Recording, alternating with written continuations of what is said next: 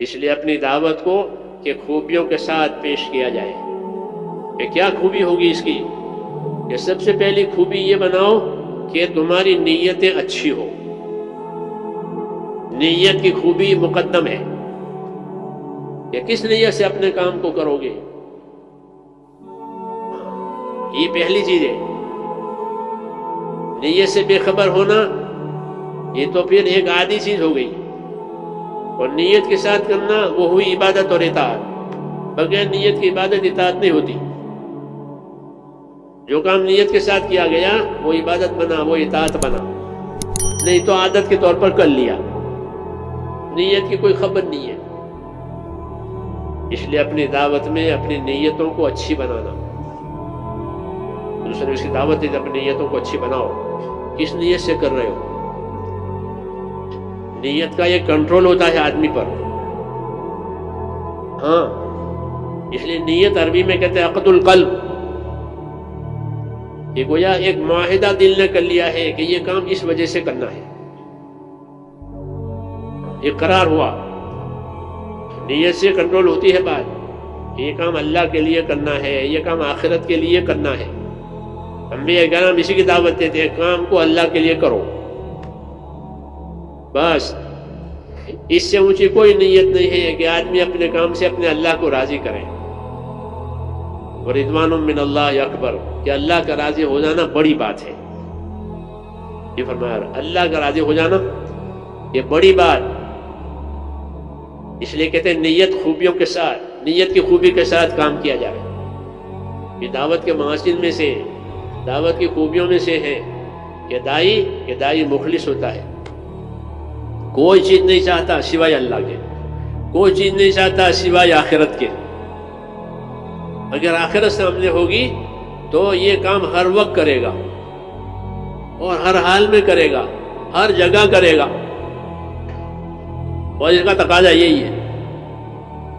جی ہاں، ہر حال میں کرے گا، تنگیوں میں اور فراخی میں، غریبی میں، مالداری میں، بیماری میں، تندرستی میں، سفر میں، حضر میں. کوئی مانے اس کے لیے بھی وہ دائی ہے، نہ مانے اس کے لیے بھی دائی ہے. یہ نہیں کہ ماننے والوں کے ساتھ جڑنا اور نہ ماننے والوں کے، یہ جو نہ مانے اس کے ساتھ زیادہ، جو مخالفت کرے اس کے ساتھ زیادہ توجہ. دعوت دینے والے کی توجہ زیادہ اس کی طرف ہوتی ہے جو نہیں مانتا. ہاں، زیادہ لحاظ اس کا کرتا ہے جو زیادہ مخالفت کرتا ہے. یہاں اس کا زیادہ لحاظ کرو. مخالفت کا جواب مخالفت سے نہیں دیتے نبی، بغیر مخالفت کا جواب کہ مخالفت کا جواب احسان سے. یہ پیغمبروں کا طریقہ ہے. خالد ابن ولید سیرت میں ہے، خالد ابن ولید رضی اللہ عنہ بہت شدید تھے حضور صلی اللہ علیہ وسلم کے معاملے میں. بہادر آدمی تھے، میدانی آدمی تھے، میدانی تھے. ہاں، میدان کیسے جیتنا وہ ان کا کام تھا. میدانی آدمی، اس فن کو وہ جانتے تھے. اس لیے بڑی صلاحیت کے مالک تھے. مگر حضور صلی اللہ علیہ وسلم سے بڑا تناؤ، بہت بڑا تناؤ. ہر وقت یہ سوچتے تھے کہ کوئی موقع ملے تو اپنا کام کر جاؤں. یہ سوچتے کہ نماز پڑھے تو نماز کی حالت میں حملہ کرو. ہاں، اتنی دوری تھی دل میں. جب حضور صلی اللہ علیہ وسلم نے صلح حدیبیہ میں مکہ اللہ کے دربار میں حاضری دی عمرہ قضا کرنے کے لیے، تو یہ مکے میں تھے، تو لیکن مکہ چھوڑ کے چلے گئے. یہ کیوں کہ میں ان کو دیکھنا نہیں چاہتا. لیکن چونکہ پچھلے سال قرار ہو گیا تھا کہ آئندہ سال آئیں گے، اپنا عمرہ کی قضا کریں گے، 3 دن رہیں گے، 3 دن کا ویزا دیا تھا، پھر نکل جائیں گے. وہ 3 دن یہاں رہیں گے، میں ان کو دیکھنا نہیں چاہتا، اس لیے چلے گئے باہر. حضور صلی اللہ علیہ وسلم کی شان ہے، دعوت دینے والے کی شان. جب مکے پہنچے تو ان کے بھائی تھے، سگے بھائی، خالد کے بھائی ولید ابن ولید، وہ مخلصین میں سے آپ کے ساتھی ہیں. ان سے پوچھا بھائی کہاں؟ ہاں، دشمن کو پوچھ رہے ہیں. کس کو پوچھ رہے ہیں؟ دشمن جو دیکھنا نہیں چاہتا، ملنا نہیں چاہتا. اس کو پوچھ رہے ہیں کہ بھائی کہاں؟ تو وہ صحابہ بہت با ادب تھے، ہاں بہت با ادب. انہوں نے یہ تو نہیں کہا کہ وہ آپ کی وجہ سے بھاگ گیا ہے، یہ جواب ٹھیک نہیں ہے بڑوں کے سامنے. تو ادب سے جواب دیا یاتی بہ اللہ، یا رسول اللہ اللہ اس کو لائے گا، یعنی ہے نہیں یہاں، اللہ اس کو لائے گا، یہ کہا اللہ لائے گا، یہ ہے نہیں. یہ سب باتیں میرے بھائیوں اللہ تعالیٰ ہمیں نصیب کرے. وہ آداب، ہاں کیا آداب. یہ جواب دیا یاتی بہ اللہ، کہ اس کو تو اللہ لائے گا، وہ بات بھی اللہ ہی لائے گا، اور کون لائے گا؟ جس کو بھی لایا اللہ لایا. جی ہاں، ہم کو آپ کو کون لایا ہے؟ ہاں ہم اپنی ہوشیاری سے نہیں آئے ہیں، اللہ لائے ہیں. اللہ نے پہلے سے لکھ دیا تھا یہ جائے گا، پھر اس کے اسباب پیدا کر دیے، مقدر بھی کیا اور توفیق بھی دی. توفیق یعنی اسباب پیدا کر دیے تو آدمی چل پڑتا ہے. جی ہاں، اول اور آخر اللہ ہے. تو یہ جواب دیا کہ یاتی بہ اللہ، کہ اسے تو اللہ لائیں گے. حضور صلی اللہ علیہ وسلم سمجھ گئے. تو اس پر حضور صلی اللہ علیہ وسلم فرمایا، کیا فرمایا؟ کہ خالد تو خالد ہے، یہ نہیں کہ نکما ہے. ہاں کہ خالد تو خالد ہے. اس کی عقل تو اس کی عقل ہے، اس کی عقل کی قدر کر رہے ہیں. وہ عقل دشمنی میں استعمال ہو رہی ہے، ہاں لیکن آپ کو اس کی عقل سمجھ کی قدر ہے. فرمایا عقلہ، اس کی عقل تو عقل ہے، اس کی سمجھ تو سمجھ ہے. یہ اصول ہے میرے بھائیوں آدمی کو اپنانے کا. مولانا الیاس صاحب رحمۃ اللہ علیہ فرماتے تھے کہ ہماری دعوت اور تبلیغ تو خوبیوں کا لین دین ہے. کیا ہے؟ خوبیاں دیکھو. اللہ نے سب کو ایسا نکما نہیں پیدا کیا ہے. ہاں ہر ایک میں کچھ نہ کچھ رکھا ہے. جی ہاں کچھ نہ کچھ رکھا ہے. ہر پھل کا الگ مزہ ہے، الگ ذائقہ ہے. جوس کی مشین اس کو کھینچ لیتی ہے. جوس کی مشین کیا کرتی ہے؟ کھینچتی ہے. امرود کا، یہ امرود کا ہے اور یہ چیکو کا ہے. ہاں کس کا چیکو کا؟ یہ جوس ہے، مشین ہے جوس کھینچتی ہے. ہاں اور کولو جو ہے گنے کا رس کھینچتا ہے، باقی چھلکا ہے. ہاں وہ چھلکا جانور کھا جاتا ہے، وہ بھی بیکار نہیں ہے، لیکن اصل وہ ہے اس کا جوس. اس طرح سے جوس کی مشین جوس کھینچتی ہے، عرق کھینچتے ہیں لوگ. تو دعوت والا اس کی نظر ہوتی ہے اس آدمی میں یہ خوبی ہے، اس آدمی میں یہ خوبی ہے، اس کا عرق چاہتا ہے، اس کا جوس چاہتا ہے. اس لیے حضرت فرماتے تھے کہ ہماری دعوت اور تبلیغ تو کیا ہے؟ خوبیوں کا لین دین ہے. خوبیاں دیکھو بندوں کی. اللہ نے نکم میں نہیں پیدا کیا اس کو، یہ پھینک دینے کے ہیں کہ نہ، ایک ایک کو اپنی عبادت کے لیے پیدا کیا ہے. جی ہاں تو اس کے اندر کچھ ہے. تو اس لیے فرماتے تھے کہ خوبیوں کا لین دین، کہ خوبیاں دیکھو. تو حضور صلی اللہ علیہ وسلم کی نظر میں خالد بن ولید کی دشمنی نہیں تھی. دشمن تو خیر وہ اپنے نادانی سے ہو گئے ہیں، باقی نبی کی نظر جا رہی ہے کہ اس کی عقل تو عقل ہے، اس کی سمجھ تو سمجھ ہے، بہت قابل قدر آدمی ہے. پھر فرمایا اگر یہ اپنی محنت اور صلاحیت وہ ہمارے کام پر لگاویں تو ہم تو ہمیشہ اس کو آگے رکھیں. ہاں یہ فرمایا بڑی دریا دلی سے. ورنہ لوگ، بڑے لوگ جو ہوتے ہیں وہ خاص کر اقتدار والے، وہ اپنے دشمنوں کو مروا دیتے ہیں. کہیں نہ کہیں نہیں کرو ایک ضرور. یہ دنیا میں رواج ہے کہ جیسے آدمی اقتدار ہوتا ہے، قابو ہوتا ہے، وہ اپنے مخالفوں کو ختم کرواتا ہے. جی ہاں نبوت کی نظر یہ نہیں ہے کہ ان کے مخالفوں کا خاتمہ ہو جاوے، کہ ہم مخالفت کا خاتمہ چاہتے ہیں، مخالف کا خاتمہ نہیں. مخالف ہمارا ہے، جیسے مریض ہمارا ہے، مرض ہمارا نہیں ہے.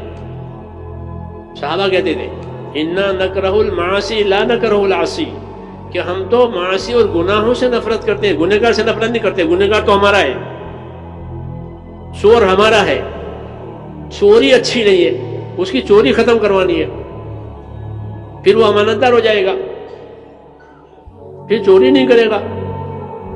یہ دعوت، یہ نبوت کی نظر، یہ خرابیوں سے لوگوں کو پاک کرنا، اس کی خوبیوں پر نگاہ کرنا اور اس کی صلاحیتوں کو کام پر لگانا، پھر وہ اپنی خرابیوں سے خود ہی بچ جائے گا، کیونکہ اس میں اللہ کا تعلق آئے گا، اللہ کی محبت آئے گی، اللہ کا ڈر آئے گا، اللہ کا راستہ ہوگا، تو وہ دوسرا کام کیسے کرے گا؟ ایمان کی محبت آتی ہے تو گناہوں کی نفرت پیدا ہوتی ہے، ہاں دین کی محبت آتی ہے تو فسق و فجور کی نفرت پیدا ہوتی ہے۔ اس صحابہ کے بارے میں فرمایا کہ وَلَٰكِنَّ اللَّهَ حَبَّبَ إِلَيْكُمُ الْإِيمَانَ وَزَيَّنَهُ فِي قُلُوبِكُمْ وَكَرَّهَ إِلَيْكُمُ الْكُفْرَ وَالْفُسُوقَ وَالْعِصْيَانَ، کہ اللہ کا احسان یاد کرو کہ اللہ نے تمہارے دلوں میں ایمان کی محبت پیدا کر دی ہے، اور ایمان تمہارے دلوں میں مزین ہو گیا، اور فسق و فجور اور گناہ اور کفر ان سب سے تم کو دوری اور نفرت ہو گئی، اور یہ رشد و ہدایت کی علامت ہے۔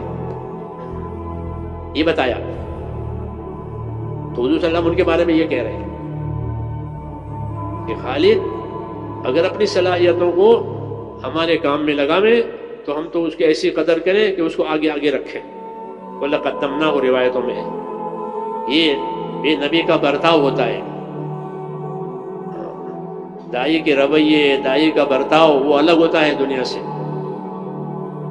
رواج سے الگ، یہ اپنا مخالف ہے کہ ہمارا کوئی مخالف نہیں ہے، سب ہمارے ہیں، ہاں وسط ہے کہ سب ہمارا کوئی مخالف نہیں ہے۔ اسے غلط فہمی ہو گئی ہے یا ہم سے کوئی تقصیر و کوتاہی ہو گئی ہے، بات اتنی ہے، ورنہ کہ اس کام کا ہمارا کوئی مخالف نہیں، سب ہمارے ہیں۔